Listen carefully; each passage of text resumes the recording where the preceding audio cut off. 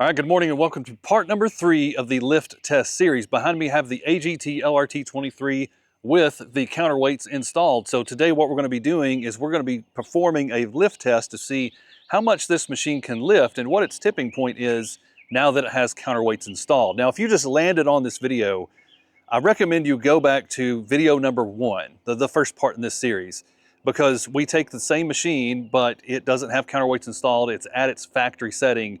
Video number 2 is where we are installing the counterweights, and I give a little bit of details about these. But now we're on video number 3 where we're going to compare the difference. We're going to do the exact same lift test, but with the counterweights installed. So we're going to see if it makes a difference or not. Okay, so our test subject once again is the AGT LRT23, but there's the difference. We have counterweights installed.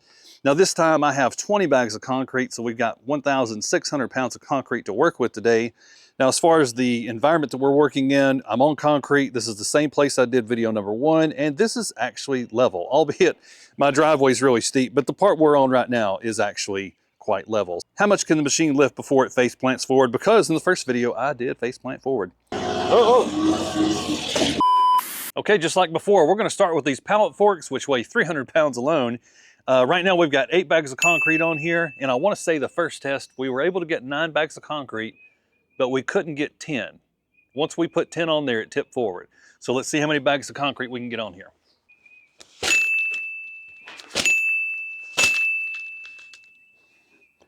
Eleven just barely tipped it forward, but it certainly did. Okay, tip forward on bag number 11. So it'll do 10 bags, it'll do 800 pounds without tipping forward, but not 11. I'm actually gonna drive forward and backward just to see if it tips while I'm on the back of this thing.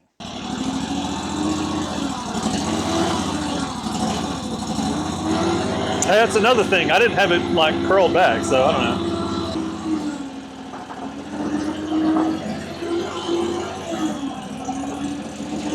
All right, I'm gonna stop.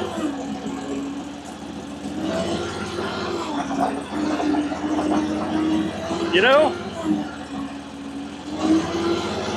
let me try something. That's interesting. So the curl makes a huge difference because this is the same 11 bags, but now it's not tipping forward because I've got it curled. Can it do 12? Just to confirm it's not on the ground. All right, there you go. It is not on the ground.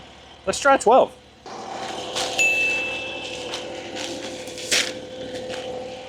Whoa, okay. The curl makes a huge difference. Now we've got 12 bags on here with the Pallet Forks. All right, 12 bags.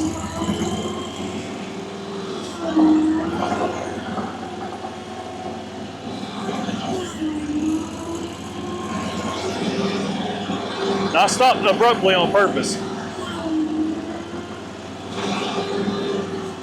All right, well, there you have it. That's all I'm doing with the Pallet Forks.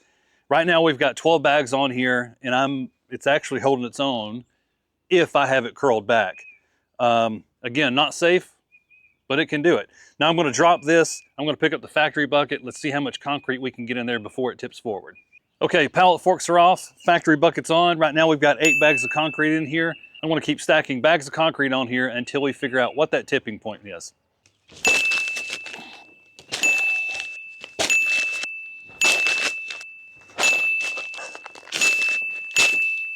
Okay, that's 15 bags, 1,200 pounds.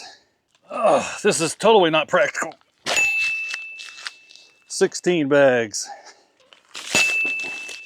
17 bags. 18 bags. I've got to be getting close, right? I'm gonna give it a little assist here. Yeah. So we're right there. All right, so we've got 18 bags of concrete in here right now, and it still hasn't tipped forward. Now, I put a little bit of pressure on this thing, and I can feel that it's about to go. So I would say that this is its tipping point, but just for the sake of making sure that we're thorough, I'm gonna put another bag on there. It'll probably tip forward. Right in the middle. And there she goes. Okay, so 18 bags is all that this thing is gonna be able to hold. I'm gonna remove this one. Let's get this thing back up and okay, there we go. All right, so 18 bags are in the bucket. That's definitely its tipping point. Not safe, Okay, just to clarify, it is not safe. I would never, ever just drive around and work with this many bags of concrete in this bucket. Let's just see if it'll lift it. I may face plant again, I hope not. I'm not gonna lift it high at all. Not gonna lift it high at all. So this is, what is it, 1,440 pounds?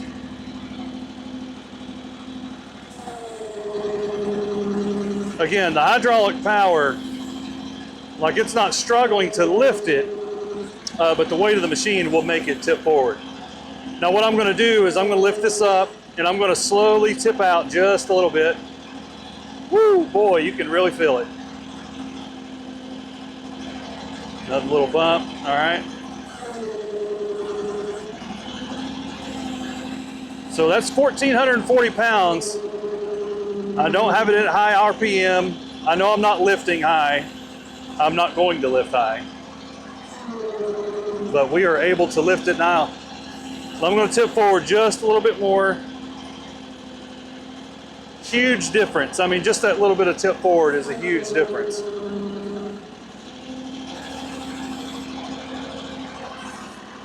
By the way, I don't want to break my machine. That's why I'm not going very high. Because if it goes forward, whoo, boy.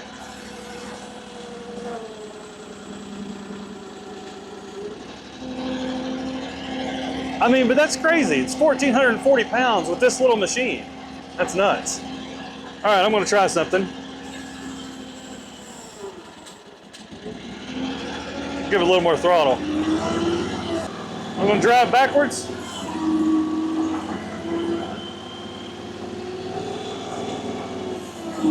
Drive forward. I am not gonna abruptly stop.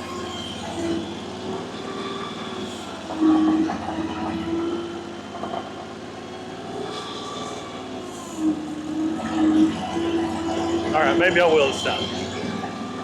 Huh.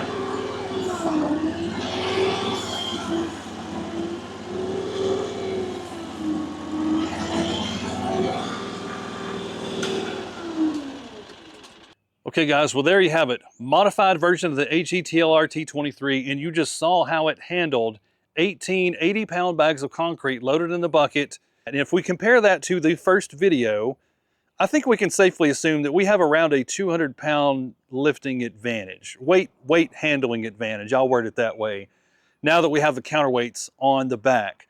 So is it safe to do that? I'm gonna say no. But could I transport 18 bags of concrete from point A to point B? If the conditions were right and I was careful, I probably could. I wouldn't, but I probably could with this machine that has the counterweights on it.